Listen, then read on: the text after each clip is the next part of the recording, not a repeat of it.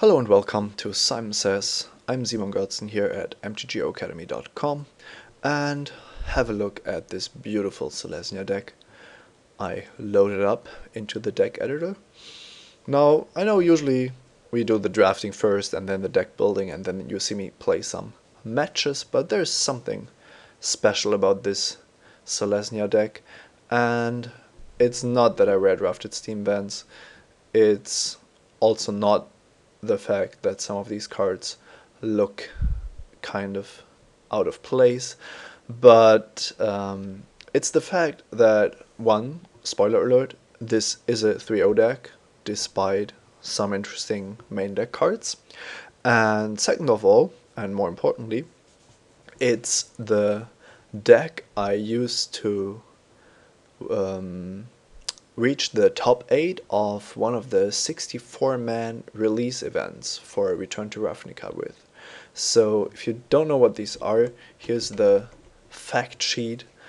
It's basically the same cost, the same entry cost as a regular draft, just that you pay 8 tickets rather than 2, and then you have this nice payout here.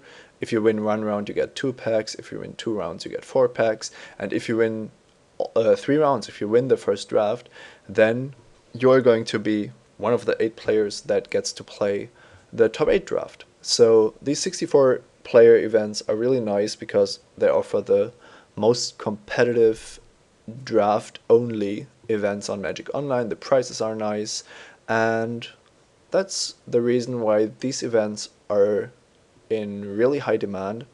And if you don't log in after the downtime, it might even be too late to join one of them because the queues fill up so quickly. Now, Wizards reacted this time, and I think they doubled the amount of events. They added them later, and that allowed me on one of these days to join one of the queues in relatively short notice, and I'm very thankful for that, and I think it's a great sign that Wizards is listening to what people want. But now back to this deck. As I said, that's what I drafted in the first draft.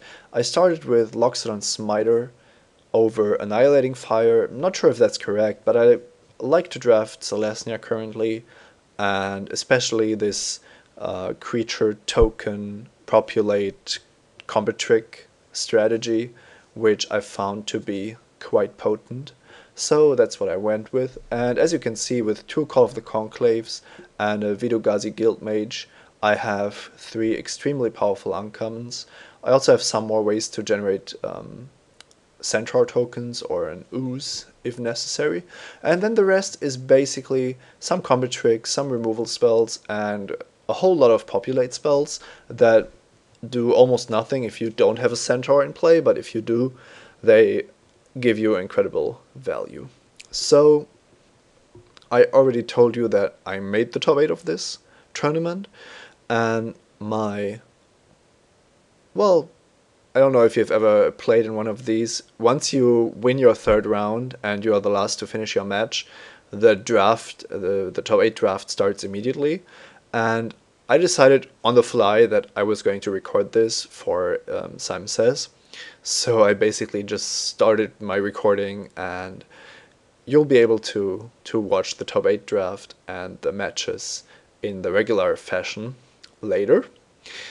And because it's interesting how I got there in the first place, I'm showing you this deck, but I'm also going to run through the replays of round 2-3 real quick, giving you some of the ideas of what happened there and how this deck performed.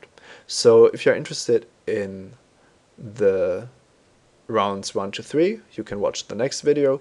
If you're only looking to watch the top 8 draft and the matches, you can skip over that.